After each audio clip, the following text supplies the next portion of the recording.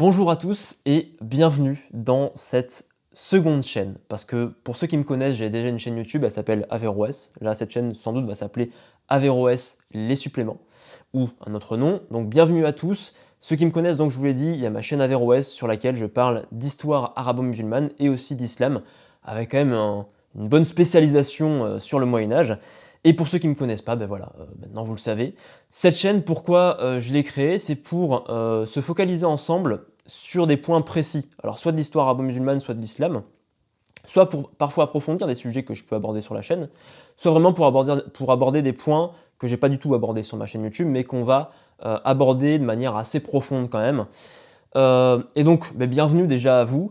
Vous êtes bienvenus surtout si vous voulez en apprendre plus sur l'histoire arabo-musulmane, développer votre compréhension de l'histoire arabo-musulmane, développer aussi votre compréhension de l'islam, parce qu'on ne peut pas comprendre l'islam sans avoir une approche historico-religieuse de l'islam. Et donc c'est vraiment le but de cette chaîne, de cette seconde chaîne. C'est pas une chaîne secondaire, je tiens vraiment à cette appellation de chaîne seconde, de seconde chaîne, pas secondaire, parce que c'est pas une chaîne juste annexe, c'est vraiment une chaîne à part entière sur laquelle j'ai envie de vous donner un contenu vraiment conséquent et important.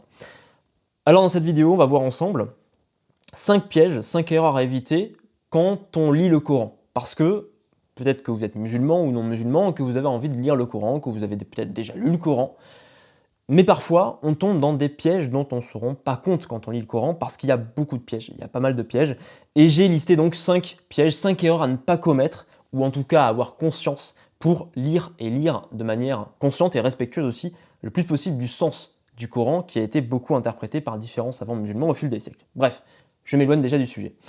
Donc avant de commencer, vous avez dans le premier lien dans la description de cette vidéo un PDF au sein duquel on va aller plus loin, on va approfondir des notions, les 5 erreurs que j'ai listées ici, on va les approfondir notamment dans ce PDF. Donc pour le télécharger, c'est simple, il vous suffit simplement de cliquer sur le premier lien dans la description. Une fois qu'on a dit ça, on peut commencer cette vidéo avec donc l'erreur numéro 1, c'est vraiment de s'arrêter à un verset. C'est-à-dire qu'on va simplement lire un verset, alors qu'en réalité, il faut, pour comprendre un verset, lire au moins l'intégralité de la sourate dans laquelle il est ancré, dans laquelle il appartient, à laquelle il appartient, parce que dans le Coran, vous le savez sans doute, le Coran est divisé en sourates qui elles-mêmes sont sous-divisées en versets, en multiples versets. Donc quand on lit un verset, en fait, il faut lire l'intégralité de la sourate et si on peut, et normalement il faut le faire, il faut prendre le Coran dans son intégralité, sans quoi on ne comprendrait pas grand-chose au Coran, en réalité. Par exemple, je vais vous donner un exemple d'un verset qu'on appelle souvent le verset de l'épée, on va en discuter un peu plus tard au fil de cette vidéo, qui est le verset 5 de la sourate 9 qui nous dit la chose suivante. Après que les mois sacrés expirent, tuez les associateurs où que vous les trouviez. Les associateurs étant en fait les polythéistes et notamment les Mécois à l'époque. Capturez-les, assiégez-les et guettez-les dans toute embuscade. Donc on pourrait se dire, en voyant un petit peu ce verset, ben oui, l'islam quand même, il est assez violent, voilà, c'est plus adapté aujourd'hui, voilà, parce que là on nous dit, il faut quand même tuer les associateurs, donc les polythéistes, tuez-les, donc vous avez le droit de le faire. Donc si on s'arrête à ce verset-là, très bien, ok. Mais lisons juste le verset qui arrive juste après, ce verset 5. Verset qui nous dit « Et si l'un des associateurs te demande asile, accorde-le lui, afin qu'il entende la parole d'Allah, puis fais-le parvenir à son lieu de sécurité. » Donc voilà, on lit juste un verset après, on se rend compte que finalement, ah ben non, finalement c'est pas... Il n'y a pas une violence exacerbée, c'est pas une violence sans limite, il y a des limites quand même. Et puis si on va encore un peu plus loin, on va lire un autre verset d'une autre sourate. Par exemple, le verset 32 de la sourate 5, qui nous dit la chose suivante. C'est pourquoi nous avons prescrit pour les enfants d'Israël que quiconque tuerait une personne non coupable d'un meurtre ou d'une corruption sur la terre, c'est comme s'il avait tué tous les hommes. Et quiconque lui fait don de la vie, c'est comme s'il faisait don de la vie à tous les hommes. Donc finalement, après la lecture de ce verset, on pourrait se dire aussi, en fait, enfin, l'islam et le Coran, c'est un texte pacifique en fait. C'est un texte qui prône pratiquement une sorte d'humanisme.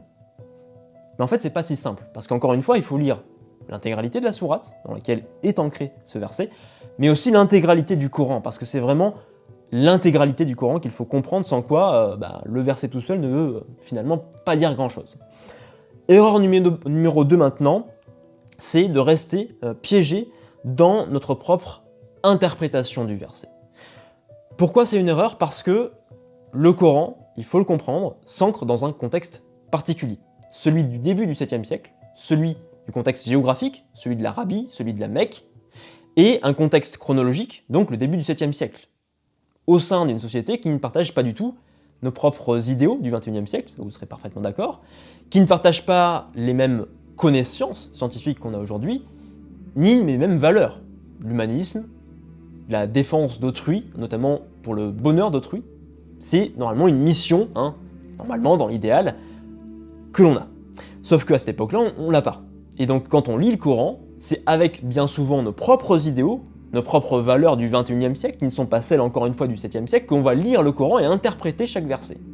Donc encore une fois, on fait une erreur de interpréter le Coran à l'aune de nos propres valeurs, de nos propres conceptions. Et ça, c'est une erreur. C'est une erreur parce qu'encore une fois, au 7e siècle, ils ont des valeurs complètement différentes des nôtres. Et puis sans compter aussi que lire le Coran, et surtout l'interpréter, ça demande des connaissances. Et que dans l'islam, ça a donné lieu à un genre particulier qu'on appelle le tafsir, l'exégèse, l'interprétation, l'explication coranique, avec différentes œuvres qui ont été écrites par multiplicité de savants musulmans. Troisième erreur maintenant, c'est de ne pas savoir, d'oublier que le Coran est un texte éminemment complexe. Pourquoi c'est un texte complexe? Premièrement parce que son langage qu'il utilise, qui est présent dans le Coran, peut être compliqué à comprendre. Le ton employé peut être par exemple poétique, avec l'utilisation de figures de style, de comparaisons, de métaphores. Et autant vous dire qu'une comparaison qui est faite au 7e siècle, déjà les bases on ne les a pas forcément au 21e siècle. On ne peut pas trop comprendre quelle comparaison il fait, quel sens ça a, etc. Troisièmement, c'est que les termes, certains termes utilisés dans le Coran, sont des termes polysémiques. C'est le cas par exemple du djihad, dont on a parlé notamment dans une vidéo sur la chaîne Première, où j'ai fait une petite introduction sur le djihad. Le djihad est un terme éminemment polysémique, il a plein de sens différents. Donc en lisant un texte, un mot arabe, on peut décliner plein de sens différents et avoir donc une interprétation différente des versets. Troisième chose, c'est donc de ne pas oublier que le Coran dispose d'un contexte interne. Je vous l'ai dit, le Coran s'ancre dans un contexte, celui du début du 7e siècle. Ok, d'accord, c'est très bien. Mais au sein du Coran, il y a un contexte interne, parce que chaque verset, chaque sourate a été révélé à un moment particulier de la première communauté musulmane, de la vie du prophète Muhammad. Donc, pour la tradition musulmane, entre le début de la révélation en 610 et la fin de cette révélation à la mort du prophète Muhammad en 632. Donc il y a un contexte au sein du Coran, il y a un contexte global, que j'appellerais global, c'est-à-dire qu'il y a des sourates qui seront des sourates dites mécoises. Il y aura aussi des sourates qui seront des sourates dites médinoises. Pourquoi? Parce que il y aura des sourates qui auront été révélées au cours de la période où Muhammad et les premiers musulmans se trouvent à la Mecque, entre 610 et 622, avec une situation particulière de sous-nombre, de sous-effectif des musulmans, donc en situation de danger par rapport aux polythéistes mécois qui étaient sur place, leurs adversaires. Et puis, on a une époque médinoise, qui suit l'hégire de 622. L'hégire, la hijra, c'est l'exil, le départ des musulmans de la Mecque vers Médine. Et donc, cette période-là va aller de 622 à 632. Une situation qui est complètement différente pour les musulmans par rapport à la Mecque, parce qu'ils sont cette fois-ci en sous-nombre, ils ont constitué une communauté, l'Oumma, et ils ont constitué un pouvoir autonome, ce qui leur donne la possibilité de se défendre, voire même d'attaquer leurs adversaires. Donc déjà, le contenu des versets entre les sourates mécoises et médinoises, ce ne seront pas les mêmes contenus.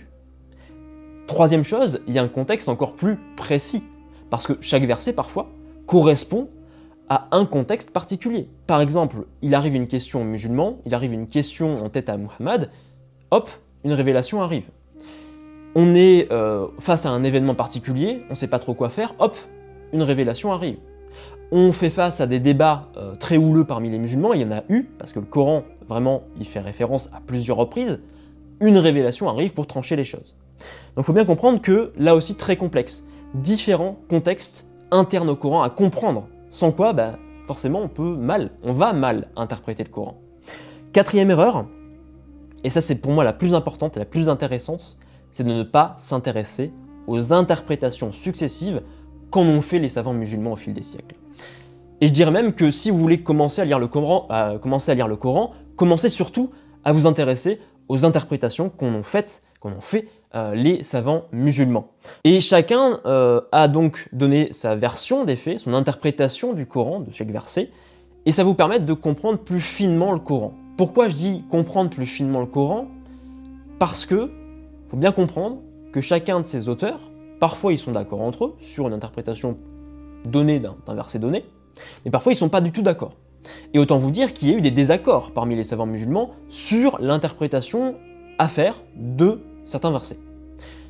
Ce qui signifie aussi que l'islam ce n'est pas un bloc monolithique, ce n'est pas un simple rocher qu'on pose là, ce qui signifie donc, un simple rocher, ça veut dire que l'islam se définit par une pluralité de réflexions religieuses sur le Coran, sur d'autres sujets aussi, mais sur le Coran, l'interprétation coranique, et donc que ces interprétations, elles ont évolué au fil des siècles, et notamment en fonction du contexte historique. C'est pour ça que c'est très important de comprendre l'histoire arabo-musulmane.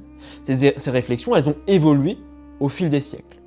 Donc vraiment, pluralité des réflexions, désaccords au sein des savants musulmans sur certains sujets, c'est le cas notamment du djihad par exemple, dont je parle notamment dans le PDF si ça vous intéresse, et donc des pensées différentes, la poids du contexte, la divergence au niveau de la vision développée par ces auteurs-là. Donc vraiment, j'insiste sur ce point, c'est vraiment très important que vous arriviez à comprendre que si aujourd'hui vous avez peut-être des buts qui sont différents en regardant cette vidéo, certains voudront améliorer leur compréhension de l'islam, d'autres voudront simplement mieux comprendre l'histoire arabo-musulmane, découvrir l'histoire arabo-musulmane. Sauf que l'un comme l'autre, en fait, vous avez besoin à la fois le deuxième de la réflexion religieuse, des connaissances religieuses, parce que le Coran a été au cœur, bien sûr, et a joué aussi sur l'histoire arabo-musulmane, et la première personne, souvent des musulmans qui veulent mieux apprendre l'islam, eh bien ils ont aussi besoin de la partie historique, sans quoi ils ne comprendraient pas vraiment, en fait, toute la complexité de l'islam. Et puis la cinquième erreur, c'est de se laisser avoir, de se laisser influencer par ce que j'appelle les punchlines du Coran. Alors les punchlines, c'est quoi? On va prendre un exemple, notamment celui du djihad. Quand on parle et quand des personnes veulent vous affirmer, vous démontrer que l'islam et le Coran donc est violent, eh bien ils vont prendre notamment un verset qui est considéré comme le verset le plus violent souvent du Coran, c'est, on l'a dit, le verset de l'épée, le verset 5 de la sourate 9 qu'on a déjà cité, sauf que quand on s'intéresse justement aux interprétations que les savants musulmans ont menées au fil des siècles, ce verset-là, on se rend compte que la majorité des savants ne considèrent pas ce verset comme autorisant le djihad offensif, c'est-à-dire qu'ils n'autorisent pas les musulmans à attaquer, à tuer les polythéistes ou les non-musulmans. Deuxième chose, l'appellation justement de verset de l'épée, on se rend compte, et on va en parler notamment dans le PDF, encore une fois que vous pouvez télécharger dans le premier lien dans la description, cette appellation de verset de l'épée, c'est une appellation extrêmement tardive, qui apparaît à la toute fin du Moyen-Âge, c'est-à-dire qu'elle n'a aucune valeur dans les tout premiers siècles de l'islam. Ça aussi on le sait simplement si on s'intéresse aussi à l'histoire de l'islam, à l'histoire arabo-musulmane. Troisième chose, il y a beaucoup d'autres versets en fait qui sont beaucoup plus intéressants sur le point du djihad, notamment du djihad offensif. Il y a beaucoup d'autres versets, notamment le verset 2, enfin les versets 190-193 de la sourate 2 et le verset 29 de la sourate 9, qui ont été beaucoup plus importants pour les savants musulmans dans la manière de définir ce qu'est le djihad. Mais ça, on va en reparler un petit peu, là aussi encore une fois dans le PDF. Donc si vous voulez mieux comprendre l'islam dans toute sa complexité, mieux comprendre l'histoire arabo-musulmane dans toute sa profondeur, parce qu'encore une fois les deux sont extrêmement liés, l'un par rapport à l'autre, donc si vous voulez faire l'un ou l'autre, c'est impossible, parce qu'il faut faire vraiment les deux en même temps, eh bien, je vous conseille d'abord de vous intéresser particulièrement à des études historico-religieuses qui combinent ces approches. C'est le cas notamment de l'étude que je viens de lire d'Asma Afsaruddin par exemple sur le djihad. Donc il y a une étude qui est vraiment pointue, qui est universitaire, c'est Striving in the Path of God, qui est très très intéressante vraiment. Je vous invite à la lire si vous êtes vraiment passionné par le sujet du djihad. Ou sinon celui-là, sur le djihad aussi, qui est beaucoup plus récent, de 2020 celui-ci, et qui est vraiment adapté au grand public. Et ça, en entrant par la porte d'entrée du djihad, ça va vous faire comprendre des choses profondes sur ce qu'est finalement l'islam, l'histoire de l'islam, dans toute sa profondeur, et aussi comment finalement les savants musulmans sur des sujets comme le djihad ont pu développer des interprétations, des pensées différentes, et pourquoi aussi ces pensées différentes ont eu lieu, par rapport notamment au contexte socio-politique de leurs différentes époques. Donc si vous voulez aller plus loin, comme je vous l'ai dit, vous avez un PDF qui est disponible, qui est gratuit, et donc de quoi on va parler dans ce PDF? Je vais d'abord vous parler de l'importance du contexte, de comprendre le contexte coranique interne. On va parler aussi des multiples débats qui ont eu lieu autour des versets qui traitent du djihad. On va aussi parler donc de l'appellation, de cette appellation de verset de l'épée qui est en fait une appellation extrêmement tardive. Et enfin, je vais vous donner quelques références intéressantes à lire, dont notamment donc Asma Afsaruddin, mais pas que. Aussi des références en français, c'est quand même mieux parce qu'il y a beaucoup de public francophone. Donc voilà, je vais vous parler de tout ça dans le PDF, et encore une fois, pour le découvrir, c'est le premier lien dans la description. Donc sur ce, j'espère que cette vidéo vous aura plu. Sans aucun doute que, même c'est sûr, cet épisode sera disponible dans le podcast, dans un podcast donc qui sera disponible sans aucun doute sur Spotify. J'espère que cette vidéo vous aura plu, c'est la première de la chaîne, donc n'hésitez pas à me dire si ça vous a plu, si le contenu vous plaît. N'hésitez pas, et je vous invite vivement aussi à me faire part de vos questionnements, de vos questions sur ce sujet, tous les sujets finalement qui touchent à l'islam ou même à l'histoire arabo-musulmane, parce que cette chaîne elle sera là aussi pour ça, pour répondre à vos questions. Et sur ce, je pense qu'on a fini. Encore une fois, je vous souhaite à tous une bonne journée si vous êtes en début de journée, ou alors une bonne soirée si vous êtes en soirée. Et on se retrouve rapidement pour une prochaine vidéo. Salut!